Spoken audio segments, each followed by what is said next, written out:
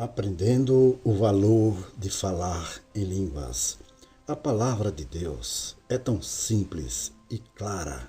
Algumas pessoas têm feito de uma pedrinha uma montanha, dizendo que o apóstolo Paulo ensinou à igreja que cristãos não devem falar em línguas. Paulo não falou nada disso.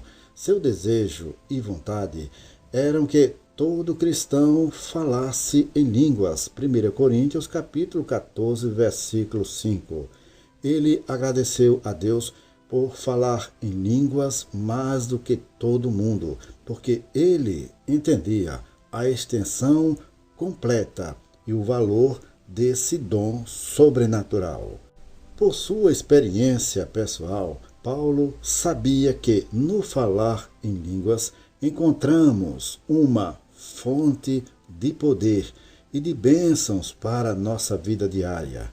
Então, vamos explorar melhor aquilo que Paulo sabia a respeito disso. E, enquanto o fazemos, iremos descobrir o que a Bíblia diz a respeito do valor e do propósito de falar em línguas. Quanto mais entendemos porque devemos falar em línguas, mais e mais o nosso testemunho poderá alinhar-se com o de Paulo, à medida que declaramos em fé. Eu agradeço a Deus por falar mais em línguas. Vamos falar a respeito dos benefícios que pertencem a nós quando criamos o hábito e a prática de falar em línguas. Um dos propósitos de falar em línguas encontra-se em 1 Coríntios capítulo 14, versículo 2, que diz: Pois quem fala em outra língua não fala a homens, senão a Deus, visto que ninguém o entende e, em espírito, fala mistérios. Veja que, quando falamos em línguas, não estamos falando a homens, mas a Deus. Em outras palavras, Deus nos proporcionou uma forma sobrenatural de nos comunicarmos com Ele. Infelizmente, muitos cristãos não têm tirado proveito deste dom como poderiam e deveriam. Alguns até perguntam, mas essa forma de comunicação é mesmo necessária? Bom, tem que ser necessária, afinal de contas, foi o próprio Deus que a criou para nós. Paulo continua dizendo, em espírito fala mistérios. Eu gosto da versão amplificada que diz, e fala segredos divinos. É por isso que homem algum pode entender o que você está dizendo quando você ora em línguas. Você está falando segredos divinos com seu Pai. E eu quero ressaltar aqui algo. Eu estou totalmente convencido de que Satanás também não pode entendê-lo. E eu creio que essa é uma das principais razões porque Satanás luta tanto contra o falar em línguas. Porque ele não pode entrar na conversa. Ele não sabe o que você está orando quando você fala mistérios com o Pai. Então ele tenta atacar isso de todas as formas. Existe algum valor em falar segredos divinos com Deus? Sem dúvida que sim. Se não fosse assim, Deus não teria dado à igreja este meio sobrenatural, pelo qual podemos nos comunicar com Ele, falando a Deus e não a homens. O meu sogro, Sr. Hooker, era um homem tradicional. Tinha uma fazenda no centro do Texas, perto de uma cidade pequena chamada Tombin. Eu me mudei para lá em 1938 para pastorear uma igrejinha do Evangelho Pleno. Quando me refiro ao termo Igreja do Evangelho Pleno, estou dizendo que era uma igreja pentecostal, uma igreja normal como vemos nos dias de hoje, igreja que crê nas promessas bíblicas, igreja que crê no batismo com o Espírito Santo e que crê plenamente no que a Bíblia diz. Quando fui pastorear a igreja, comecei a namorar a filha do Sr. Hooker. Lembro-me do Sr. Hooker me contando a respeito de um pregador que, há alguns anos, tinha ido a Tombim para fazer uma cruzada de avivamento ao ar livre. Depois desta cruzada, ele construiu a igreja que eu estava pastoreando. Meu sogro me contou que, no início da cruzada, este pregador ministrou apenas sobre o novo nascimento. Centenas de fazendeiros vinham de toda a região com suas famílias para participarem dos cultos e muitos deles respondiam ao apelo para serem salvos. A cruzada mobilizou toda a comunidade. Depois de várias semanas, o pregador começou então a ministrar sobre o batismo no Espírito Santo e o falar em línguas, e as pessoas começaram a receber. Como você pode imaginar, aquilo criou uma grande agitação na pequena cidade de Tombim.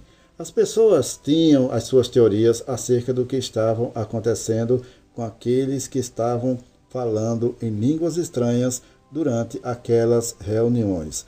Alguns até falaram que devia estar relacionado à gasolina das lamparinas que iluminavam o lugar da tenda onde as reuniões aconteciam. Lembre-se que eram os dias da depressão e raramente você podia ter eletricidade em reuniões ao ar livre assim. Alguns diziam, aquelas lamparinas a gás jogavam círculos de luz. Esse pregador deve ter colocado alguma coisa na lamparina que está fazendo o povo falar essas línguas. Você pode perceber a ignorância a respeito das coisas espirituais naquela época. Também tinha a teoria a respeito do óleo da unção que ele usava para orar pelos doentes. O conceito de ungir o enfermo com óleo e cura divina também era novo para o povo. Alguns especulavam dizendo, o pregador deve ter colocado alguma coisa naquele vidrinho de óleo e isso está fazendo com que as pessoas falem essas línguas estranhas. Não chegue muito perto deste pregador, senão você vai pegar isso, seja lá o que for. As pessoas tinham cada ideia, mas eles não precisavam se preocupar. O Espírito Santo não vai entrar em uma pessoa se ela não o quer. Ele é um perfeito cavalheiro. Meu sogro me disse, a comunidade dividiu-se em duas em suas opiniões a respeito do batismo no Espírito Santo e do falar em línguas. Todos estavam falando sobre isso e muitos iam para as reuniões só para ver o que iria acontecer. Os curiosos ficavam em pé, bem longe das lamparinas. Afinal de contas, eles não queriam pegar seja o que fosse que estivesse causando aquele efeito nas pessoas. Então, um fazendeiro que era seu vizinho foi salvo e o Sr. Hooker me disse, eu conhecia aquele homem, ele era um homem correto, um homem de bem. Então eu e o outro fazendeiro, amigo meu, falamos, uma coisa é certa, se aquele nosso vizinho tiver essa experiência, nós saberemos que é real, porque nós o conhecemos. Ele não vai se render a algo falso ou mentiroso. O Sr. Hooker continuou dizendo, durante aqueles dias, centenas de pessoas iam até a frente para serem salvas e batizadas no Espírito Santo. Meu amigo e eu ficávamos mais atrás e tentávamos chegar perto do altar o quanto podíamos para ver o que ia acontecer com aquele homem. Em um dos cultos, aquele fazendeiro estava lá no altar, sozinho, orando. Todos já tinham ido embora e meu amigo e eu estávamos bem perto dele. Nós observamos atentamente nosso vizinho ajoelhando-se no altar e orando. Então, de repente, ele levantou as duas mãos, olhou para o céu e começou a falar em línguas. E tudo isso aconteceu sem ninguém ter balançado a lamparina perto dele ou passado óleo nele. O meu amigo, que também estava ali vendo tudo aquilo, virou-se para mim e perguntou, o que ele está falando? O que ele está falando? O que ele está falando? Eu respondi, eu não sei, pois ele não está falando comigo. Meu sogro não sabia quão bíblica era a sua declaração. O Sr. Hooker estava falando em linha com o que diz 1 Coríntios, capítulo 14, versículo 2, que diz, Pois quem fala em outra língua não fala a homens, senão a Deus, visto que ninguém o entende. Aquele fazendeiro não estava falando com o Sr. Hooker ou com qualquer outra pessoa. Ele estava falando segredos divinos com Deus. Essa forma de oração é realmente necessária? Deve ser, pois Deus fez a provisão sobrenatural para isto. Certa vez alguém me perguntou: que proveito tem sua oração se você não entende nada do que está falando? Eu respondi: mas eu não estou falando comigo mesmo, eu estou falando com Deus. Então, vemos mais uma vez que o Espírito Santo é quem nos ajuda a orar em línguas, mas somos nós quem oramos. Tendo isto em mente, vamos olhar mais uma vez o que nos diz 1 Coríntios, capítulo 14, versículo 2. Pois quem fala em outra língua não fala a homens, senão a Deus, visto que ninguém o entende, e em espírito fala mistérios. O que é que Paulo quer nos dizer quando ele usa a expressão em espírito? Nós já sabemos que neste versículo ele está falando a respeito de falar em línguas, mas não precisamos dar a nossa própria interpretação no que Paulo está falando. A Bíblia nos fala o que essa frase significa, assim como Paulo. Vamos dar uma olhada na carta que Paulo escreveu aos Efésios, onde ele diz: com toda oração e súplica, orando em todo o tempo no Espírito, e para isto vigiando com toda perseverança e súplica por todos os santos. Efésios capítulo 6, versículo 18. Se em 1 Coríntios capítulo 14, versículo 2, orar em espírito refere-se a orar em línguas, então podemos concluir que em Efésios quer dizer a mesma coisa. Agora vamos voltar a 1 Coríntios capítulo 14 para que possamos entender melhor o que Paulo quer dizer quando ele fala em espírito. 1 Coríntios capítulo 14, versículo 14 e 15 diz: porque se eu orar em outra língua, o meu espírito ora de fato, mas a minha mente fica infrutífera. Que farei? Pois orarei com o espírito, mas também orarei com a mente. Cantarei com o espírito, mas também cantarei com a mente. Preste atenção no versículo 15, na expressão com o espírito. Quando as pessoas oram, em sua maioria, elas estão fazendo orações mentais que não estão muito relacionadas ao Espírito Santo.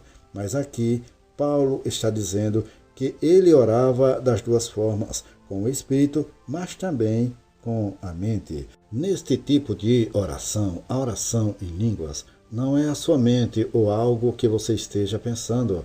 Ela vem do seu espírito, completamente inspirada pelo Espírito Santo. Vamos olhar mais uma vez o que o apóstolo Paulo disse em Efésios capítulo 6, versículo 18 e ver algo mais. Com toda a oração e súplica, orando em todo o tempo no Espírito, e para isto vigiando com toda perseverança e súplica por todos os santos. Quando oramos em outras línguas, somos capazes de edificar não apenas a nós mesmos, mas também cumprir a ordenança dada por Deus de orarmos por todos os santos. Não seria possível orar por todos os santos com o nosso entendimento, porque no natural não conhecemos todos eles, mas Deus providenciou este caminho sobrenatural, desconectado da nossa mente, do nosso entendimento, para que isso fosse possível. Seria bom pararmos aqui por um instante e pensarmos na coisa maravilhosa que Deus fez para nós. Ele criou uma forma, um caminho no qual nosso espírito pudesse orar desligado da nossa mente. Porque se eu orar em outra língua, o meu espírito ora. 1 Coríntios capítulo 14, versículo 14.